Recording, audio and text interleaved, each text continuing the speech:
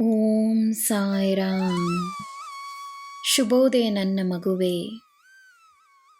ವೇಗವಾಗಿ ಏನು ಆಗಬೇಕೋ ಆಗುತ್ತದೆ.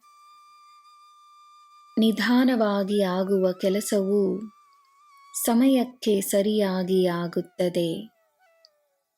ನೆಮ್ಮದಿಯಾಗಿರು. ಸಮಯದ ಚಿಂತೆಯಲ್ಲಿ ಜೀವನವನ್ನು ಅನುಭವಿಸಲು ಮರೆಯಬೇಡ. ಸಮಯಕ್ಕೆ, ಜೀವನಕ್ಕೆ ಎಲ್ಲ ತಿಳಿದಿದೆ. ನಂಬಿದರೆ ಎಲ್ಲ ಸ್ಪಷ್ಟವಾಗುತ್ತದೆ. ದೇವರನ್ನು ಆಹ್ವಾನಿಸುವುದಕ್ಕೆ ಮಂತ್ರಗಳು ಬೇಕಾಗಿಲ್ಲ.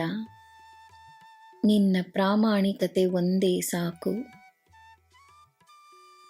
ಪ್ರಾಮಾಣಿಕತೆ ಇರುವ ವ್ಯಕ್ತಿಯಲ್ಲಿ ದೇವರ ವಾಸವಿರುತ್ತದೆ.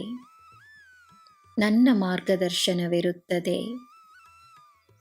ಧೈರ್ಯವಾಗಿರು, ನಾನಿದ್ದೇನೆ.